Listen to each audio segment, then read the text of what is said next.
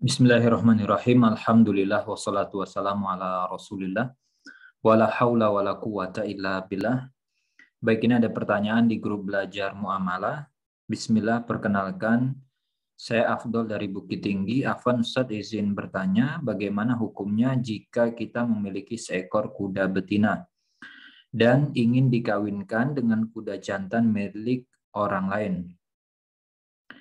Kemudian memberikan uang sebagai jasa kawinnya.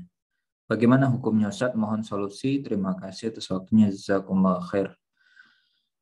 Mengenai tentang jasa dari mengawinkan hewan semacam ini, itu memang ada pembahasan khusus dan Nabi Shallallahu Alaihi Wasallam menyebut atau di dalam riwayat itu dinyatakan Rasul melarang tentang asbil fahal atau dirabul fahal, yaitu tentang jual beli sperma. Jadi bentuknya itu kalau jual beli sperma hewan itu bisa memang spermanya diambil gitu kan, kemudian dijual.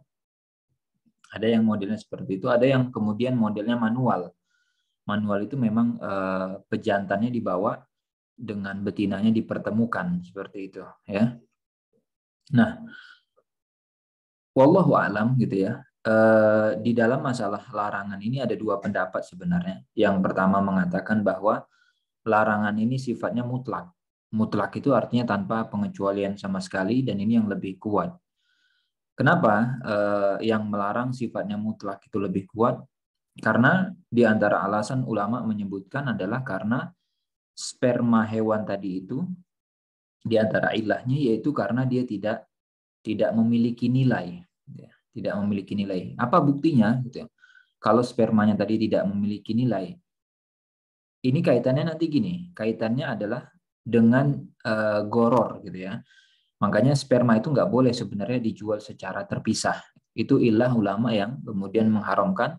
Jadi yang satu mengatakan makruh, gitu ya. Tapi yang lebih kuat, wallahu a'lam, gitu, yang mengatakan haram.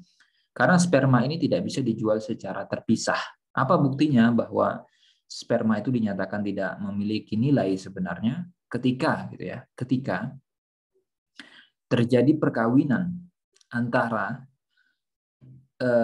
kuda jantan dengan betina, itu anaknya milik siapa kira-kira? Milik si hewan betina, gitu ya. Artinya yang punya kuda betina.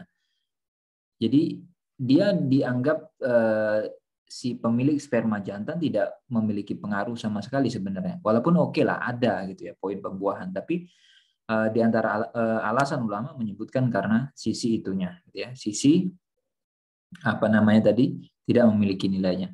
Di antara alasannya juga adalah karena sisi gorornya, gitu ya. Nah, terus solusinya gimana, gitu ya? Ya solusinya adalah dikawinkan tanpa dibayar. Karena kalau dibayar tidak sah. Boleh nggak kita memberi hadiah? Jadi kaitannya kalau kita punya kuda betina, gitu ya, kita yang punya, kemudian kita minta sama orang supaya dipinjamkan. Berarti kalau kita tidak bisa beli, gitu ya, kita kan pinjam jadinya. Pinjam itu kan gratis.